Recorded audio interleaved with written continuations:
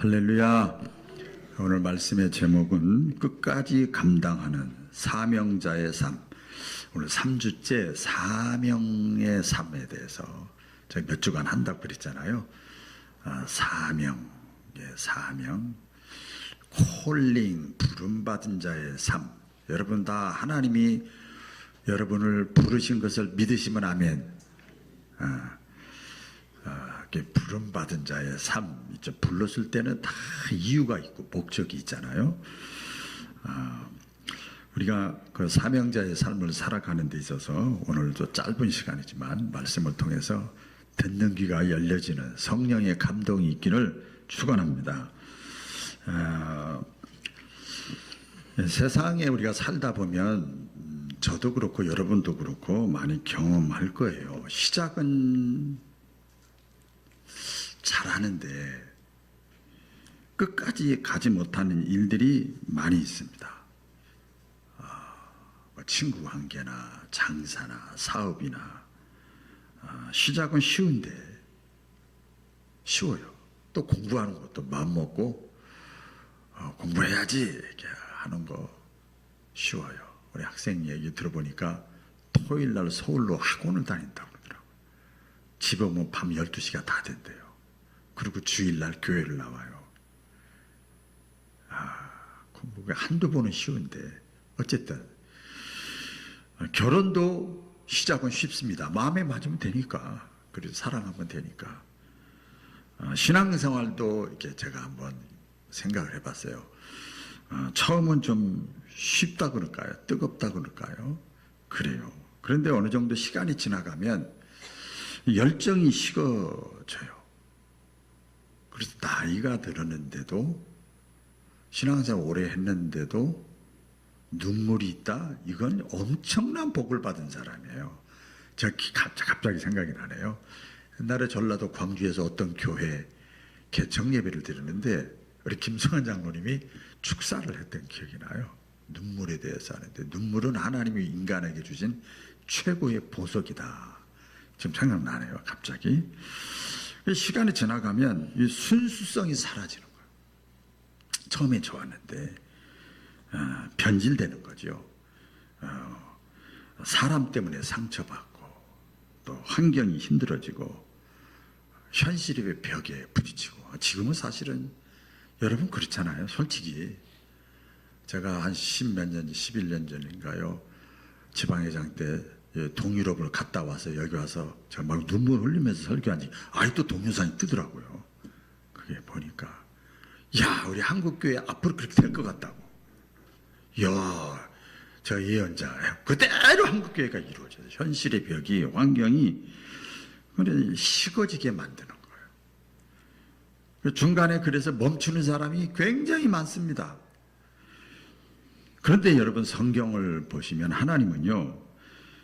성경을 보면요. 시작한 사람보다 하나님이 귀하게 보시는 사람, 하나님이 쓰시는 사람, 하나님이 복 주시는 사람은요. 시작한 사람보다 끝까지 감당한 사람을 하나님은 보시고 사용하시고 귀하게 보시고 축복하셔요. 성경의 내용이 다 그렇습니다. 비유를 들자면 마라톤이라는 것이 있잖아요. 단거리 말고. 단거리 100m 딱 1등에 막 바로 가는데 마라톤은요 그렇지 않아요.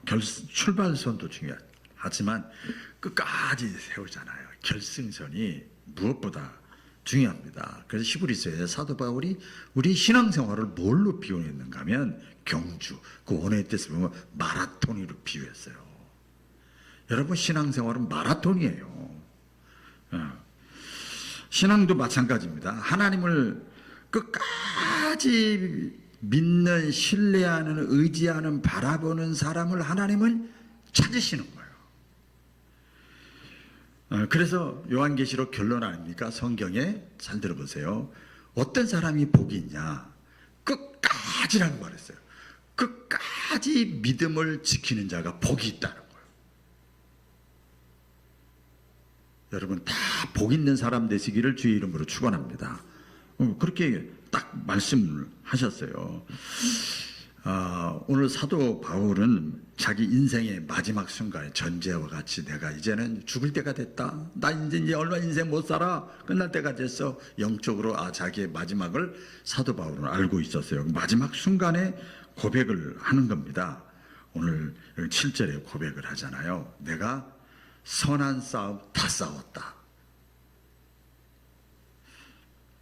나는 달려갈 길을 다 마쳤다. 나는 끝까지 믿음을 지켰다.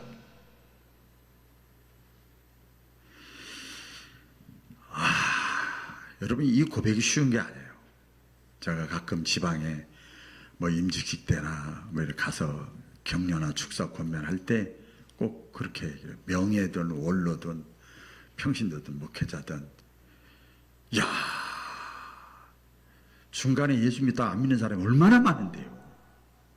그래도 그 이름 걸고 명예원로 됐다는 거, 끝까지 믿음을 지켰다는 거, 달려갈 길 다 마쳤다는 거, 선한 싸움 다 싸웠다. 지금 마지막의 모습도 그 모습이라면 이거는 저는 숭고하다고 그래서 숭고하다. 변질될 수 있는데요. 감동적인 고백이잖아요. 오늘 이 자리에 참여한 저와 여러분들이 이런 고백할 수 있기를 주의 이름으로 축원합니다. 사도 바울은요, 그런 고백을 했지만, 사도 바울은 그 사역을 하는 데 있어서 예수 믿고 나서 주님께 다메섹 도상에서 딱 콜링 부름 받은 다음부터 그 삶이 순탄하지 않았어요. 편하지 않았어요. 아주 어려웠습니다. 우리 성경에 보면 매를 자주 맞았어. 여러분, 이게 사실 이게 추상적인 얘기가 아니에요. 여러분 혹시 신앙생활 하다가, 저도 마찬가지, 아직까지 매 맞은 적은 없어. 욕은 직살나게 하고 막 비난하고 오해하고 헐뜯고 멱살 잡히고 막 이런 것 많이 했어. 여러분 겪었어도 매 맞은 적은 없어. 근데 사도 바울은요, 매를 맞았단 말이에요. 매도 맞고 감옥에도 한두 번 갇힌 게 아니고 여러 번 갇히고, 배고픔과 추위에 많은 떠는 시간도 가졌고, 믿었던 동역자들이 배신을 하고 또 오해하고 억울한 일 당하고 죽음의 위기도 까딱 잘못하면 죽을 수 있는 기회가, 이 사건이 여러 번 있었어요. 여러분, 이때 보통 사람 같으면 그만해야지, 내가 이 정도 했으면 됐지, 포기하고 싶을 때가 있을 것 같아요. 근데 사도 바울은요, 포기하지 않았어요. 왜 그랬을까요? 사도 바울에게 뭐가 있었을까요? 비전이 있었어요. 사명이 있었어요. 해야 될 일이 있었어. 마치 부모가, 또 아기 가진 엄마가, 또 직장 다니는 사람이 승진을 위해서, 출산을 위해서, 자녀들을 양육하지, 가정을 지키기 위해서 그 사명이잖아요. 아무리 어려워도, 아무리 어떤 일을 당해도 포기하지 않잖아요. 똑같은 거죠. 이처럼 사명이 있는 사람은요, 어떤 환경보다, 현실보다, 내 생각, 내 뜻보다 하나님이 나에게 주신 뜻을 먼저 생각해요. 구체적으로 보면요, 이 사명자는요, 세상이 그 사람을 이겨나갈 수가 없어. 환경을 넘어서는 거예요. 환경이 좋을 때 여러분 충성하는 것은 쉬워요, 쉬워요? 너무 쉬워. 나를 이렇게 집회할 때 어떤 이기영 목사라고, 그분이 맨날 얘기할 때 쉬워요, 쉬워요 물어봐요. 다까지 알려주는 그 우스갯소리로 이렇게 했는데, 환경이 좋을 때, 분위기 좋을 때 충성하는군요. 누구나 다 압니다. 근데 진짜 믿음은 어디서 나오느냐? 어려울 때 드러나는 거예요. 내가 질병에 걸렸거나, 내가 억울한 일을 당하거나, 가정에 어려운 문제가 있거나, 물질의 문제가 있거나, 또 교회적으로도 그렇죠. 여러분, 교회니까. 교회가 힘들어도, 사람이 이렇게 없어도, 내 몸이 약해져도, 상황이 막혀도 사명자의 자리는 끝까지 지키는 거예요. 이게 어려워요.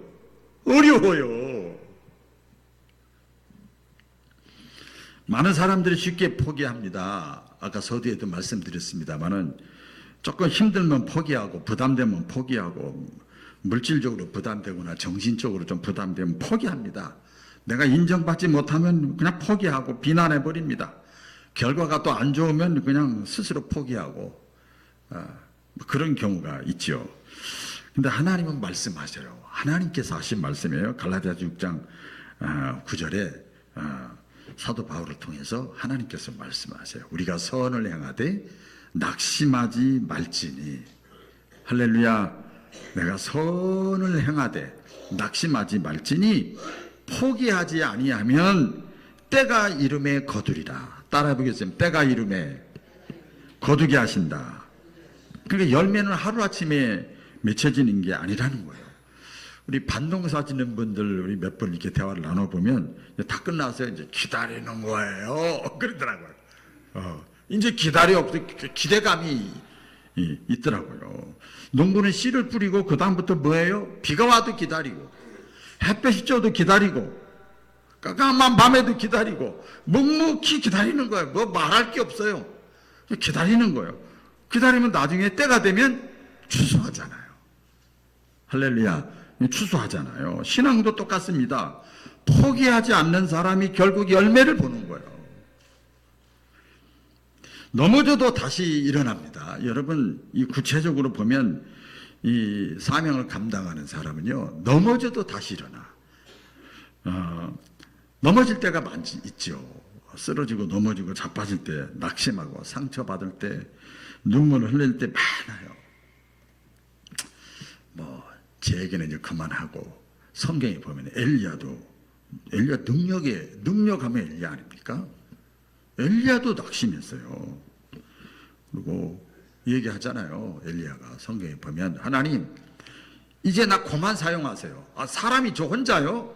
많은데 다른 사람 쓰세요. 이제 됐습니다. 난 여기까지입니다. 그리고 내 생명 데려가세요.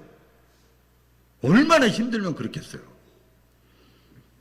에레미야도 여러분 이스라엘 백성들을 향해서 하나님이 선지자를 세워서 그렇게 메시지를 전해도 이스라엘 백성들이 씨알도 안 막혀. 그리고 자꾸 범죄하는 거예요. 그러니까 에레미야가 너무 속상하니까 하나님이 살아계신 건 분명하고 이렇게 하면 망하는 거 분명하고 징계를 받을 거 분명한데 자기 선지자를 세웠는데 이게 뭐야. 그래서 에레미야가 너무 마음이 아프니까 기도할 때마다 울었어요. 그래서 에레미야를 눈물의 선지자라고 그래요.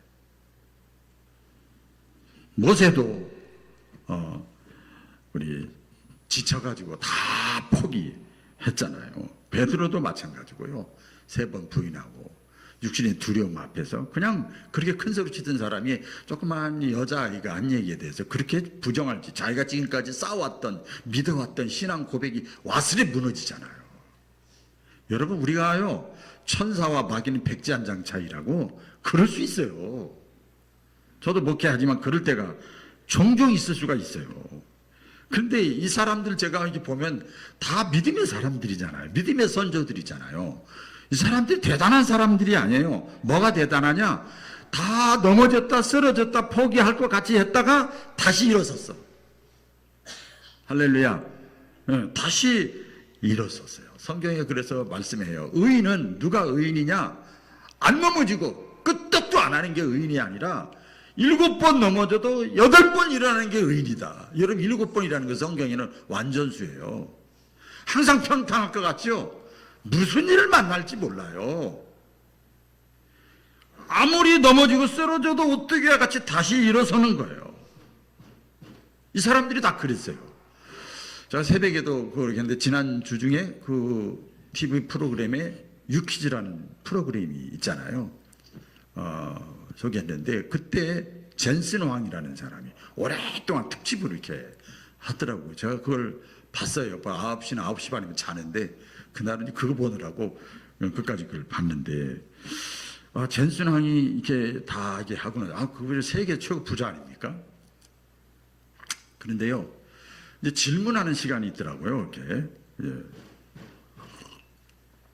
질문을 하는데 어떤 오복둥이 애기가 조막조막한 5명이 쌍둥이인지 5명의 애기가 조막조막 있고 젊은 엄마 아빠가 영상으로 있더라고요. 그래서 젠슨왕한테 질문하는 거예요. 잘 들어보세요. 이 5명의 아이를 이 험한 세상에서 어떻게 키웁니까? 전 그 비결을 알려주세요. 이렇게 물어봤어요. 근데 그 전에 내용을 들어야 빨리 이해가 되는데 젠순왕이 했던 얘기가 있어요. 뭐 주저도 안 하더라고요. 그 5명의 아이를 고난의 환경에 집어넣으세요. 고난을 이겨내야 단단해지는 겁니다. 그 자기 얘기 쭉 하면서 고난의 환경에 집어넣기 해답입니다. 해답. 그러면 그걸 고난을 극복하고 이걸 회복 탄력성이라고 그래요.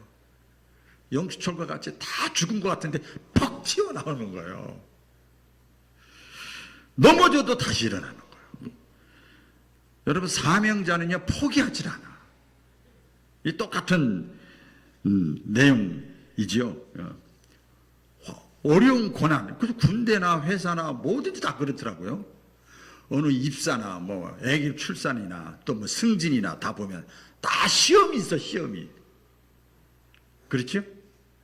훈련 기간이 다 있더라고. 고난의 그 과정을 통과해야 되는 거예요. 여러분 하나님도 똑같습니다. 그 사명적인 삶. 넘어지고 쓰러져도 다시 일어나는 거예요. 옆에 사람과 인사 나누겠습니다. 다시 일어납시다. 사명적인 삶을 살아가는 사람은 또 오늘 성경을 통해서 보면 끝까지 충성하는 거예요. 끝까지 충성. 예수님 말씀했잖아요. 우리에게 뭐라고 말씀했어요? 네가 어떻게 충성하라? 죽도록 충성하래요. 저는 깡패 두목을 보면 이게 알겠더라고요. 깡패 두목은요 조그마고요 야쌍하게 생겼어요. 참하게 생겼어요. 근데 두목이에요. 왜 그런가 봤더니 싸움이 일어나잖아요. 그럼 깡패 두목은요 칼을 자기가 딱 가지고 자기 배를 다 벌리고 상대방한테 칼을 줘. 그리고 바닥에 누워 나 찔르라고. 그러니까 문신하고 이렇게 덩치 큰 사람들이 형님 그런다는 거예요.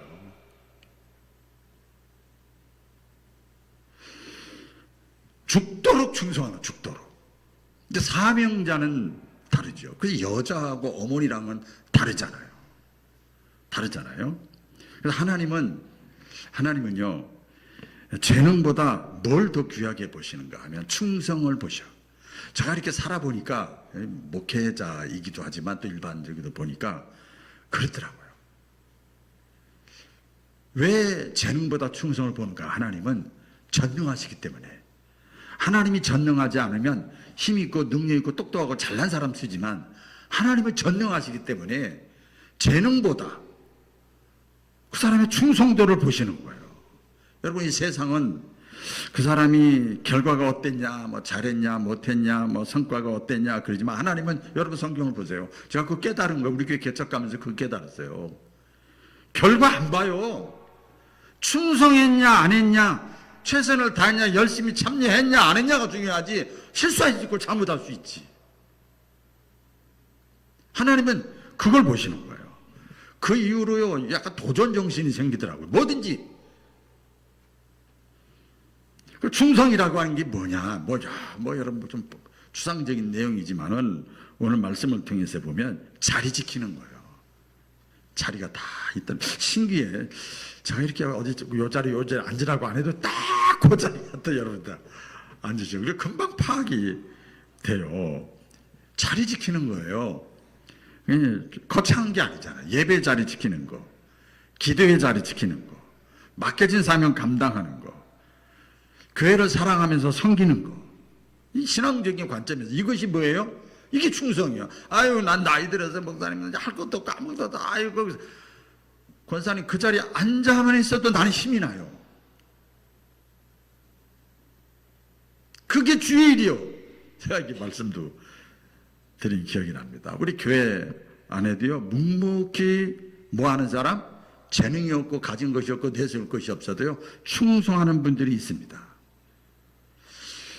아무도 몰라도 새벽을 깨우는 사람들이 있어요. 지금요, 14, 15명이 매주 모여요. 거의 90% 이상. 그리고 연인은 70명이 넘는 거예요. 이름 없이 또 헌신하는 사람들은 많아요. 우리 교회는 이렇게 다 열쇠 있는 분들이 있어가지고 알아서 막, 내 교회지 뭐. 전혀 올 풀이야, 자유요.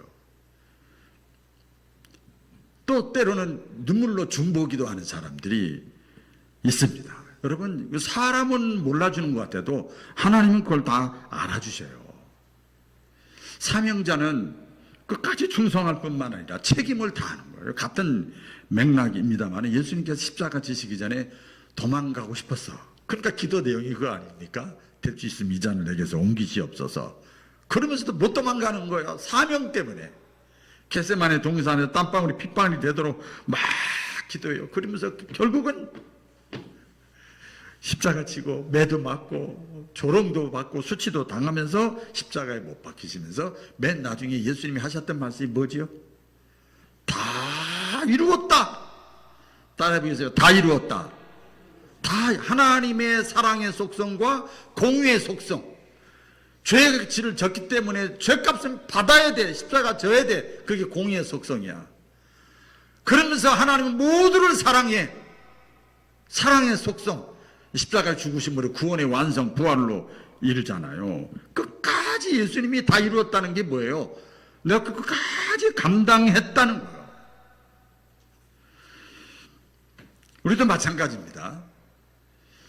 예, 가정도 끝까지 지켜야 되고, 아내도 지켜야 되고, 남편도 지켜야 되고, 자녀도 지켜야 되고, 마찬가지죠. 믿음도 지켜야 되고, 교회도 끝까지 사랑해야 되고, 맡겨진 사명 직분도 끝까지 감당해야 될 줄로 믿습니다. 여러 가지 이유로 중간에 놓는 거, 이건 0.1초도 안 걸려요. 너무나 쉽습니다. 그러나 끝까지 지키는 사람은 그 속에 뭐가 있냐? 천사도 흠모할 만한 귀한 믿음이 있는 거예요. 이제 말씀을 결론을 지면서 사명적인 삶은요, 공치는 삶에 애만 쓰다 마는 게 아니라 열매가 있어요. 열매. 따라해 보겠습니다. 열매. 하나님은 헛수고하게 하지 않습니다. 하나님은 아까도 말한 대로 공의의 하나님, 공평하신 하나님, 그죠? 정의의 하나님.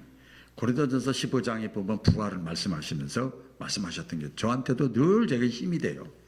그러므로 견실하며 흔들리지 말며 항상 변함없이 신실하게 주의 일에 더욱 힘쓰는 자들이 되라. 이는 뭐라고 그랬지요? 애만 쓰다 만다 그게 아니고, 남들은 다 쉬고 노는데 너 꽤 특별하다 이게 아니에요. 너희의 수고가 결단코 헛되지 않은 줄을 알미니라. 할렐루야. 말씀하잖아요. 눈물로, 말씀하죠. 눈물로 씨를 뿌리는 자는 헛되지 않아 기쁨으로 단을 거두게 하나님이 하신다는 거예요. 인내 뒤에는 열매가 있게 만드는 거예요. 어떤 부모들 자녀를 위해 기도할 때 10년, 20년, 30년 끝까지 기도하잖아요. 제가 3년 전부터 2, 3년 됐죠. 지금 계속 기도하는 건 하나님 예비된 영혼 보내주세요. 딱 그렇게만 기도해요. 예비된 영혼 보내주세요. 나는 내 길을 가겠습니다. 예비된 영혼 보내주세요. 3년밖에 안 됐어. 그래서 여러분 자녀들이 기도할 때 10년, 20년 기도하잖아요. 저희 어머니도 저기 할 때까지 기도하셨어. 성경에 보면 다 그래요. 우리가 사명을 감당하다 보면 결과가 보이지 않을 때가 있어요. 아무런 징조가 안 보일 때가 있어요. 그때가 힘들어요. 제가 신학교 졸업할 때도 그렇고 다니엘 그 말씀 보면서 21일을 작정하고 다니엘이 금식기도 하는데 20일째까지도 아무 응답이 없는 거야. 야, 여러분 기가 막히잖아요. 근데 21일을 작정했으니까 마지막 21일이 됐는데 그때 천사가 와서 응답을 하잖아요. 목회도 그렇고 여러분 신앙생활도 그렇고 기도도 그렇고 뭐든지 다 그렇습니다. 하나님은요, 기억하셔야 돼요. 심은 대로 행한 대로 뿌린 대로 하나님은 당장 변화가 없는 것 같아도 하나님은 반드시 일하고 계시고 보고 계시는 것을 믿으시기를 바랍니다. 이 세상의 열매를 우리가 바라잖아요. 그게 물질이건 자식이건 뭐. 근데요, 좀 살았으니까 저도 할 얘기가 있어. 자식? 손주? 아이고, 내 건강, 내 지식, 내 젊음, 내 경험 다 녹슬고 사라지고 변하더라고요. 어쩔 수가 없어요.